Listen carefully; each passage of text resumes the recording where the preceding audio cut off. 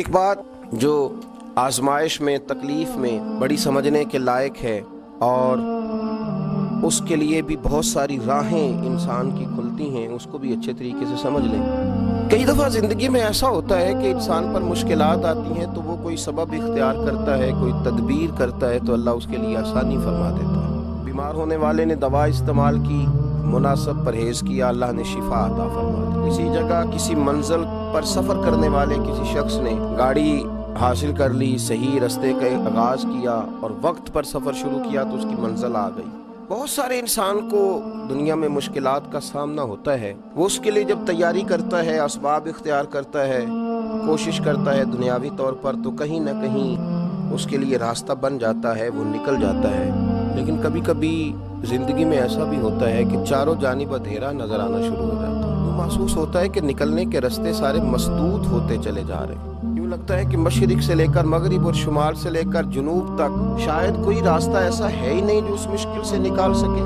بڑے بڑے ذی شعور، عقل و فہم والے اور علم و فن والے لوگ سر پکڑ کے بیٹھ جاتے ہیں، اور جب وہ پوری طرح سے تھک جائیں اور جب لوگوں کے علوم، فنون، گفتگو، لب و لہجہ، عقل، دانش، ٹیکنالوجی، سائنس، طاقتیں، قوتیں، اسلحہ، ہر چیز جواب دے جائے تو کیا مسلمان بھی خاموش ہو جائے؟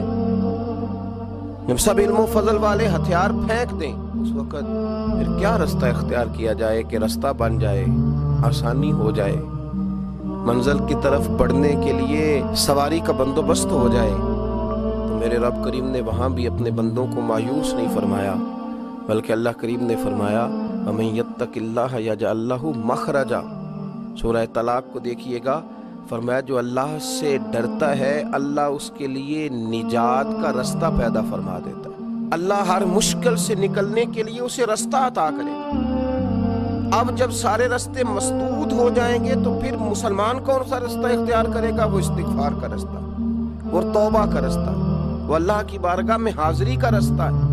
وہ پھر اس کے حضور عرض کرے گا کہ مالک ہم تو تھک گئے، پر تجھے نہ نیند آتی ہے نہ اونگ آتی ہے، تو رحمت فرما۔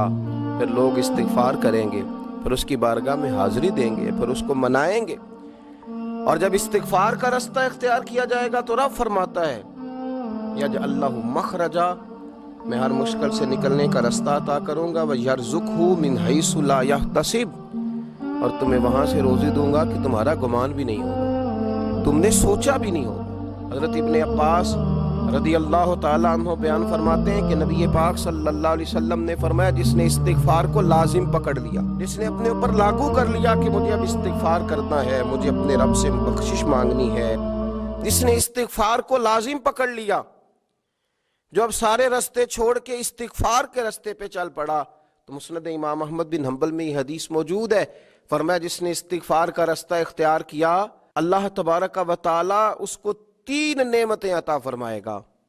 یا رسول اللہ صلی اللہ علیہ وسلم کون سی؟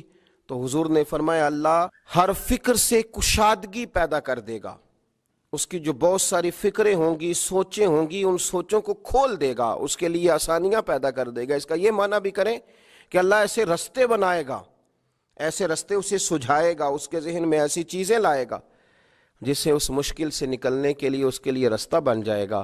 اور پھر نبی پاک صلی اللہ تعالیٰ علیہ وآلہ وسلم نے ارشاد فرمایا کہ اللہ تعالیٰ اس کے لیے ہر تنگی سے نکلنے کی راہ پیدا کر دے گا۔ ایک تو اس کے فکر کو کشادگی دے گا، اس کی سوچ کو کھول دے گا، ایک ہر تنگی سے نکلنے کے لیے راستہ بنائے گا۔ جب گھٹن ہو چکی ہوگی، اندھیرا چھا چکا ہوگا، تو جو استغفار کو لازم پکڑے گا اللہ اس کے لیے راستہ بنائے گا۔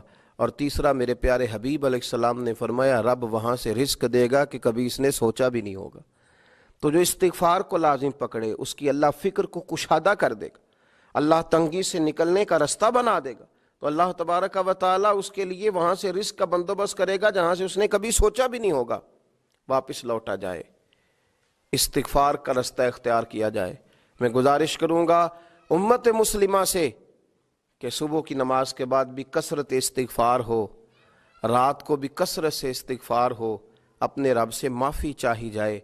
جب بندہ استغفار کرتا ہے تو مالک پھر رحمت کی برکھا برساتا ہے، پھر وہ کرم کے بادل برساتا ہے، پھر وہ آسانی کرتا ہے۔ امید ہے کہ جب ہم جیسے گناہگار ندامت کے آنسو بہائیں گے تو عرش کا مالک رحمتوں کے دروازے کھول دے گا۔ اللہ سمجھنے کی توفیق عطا فرمائے۔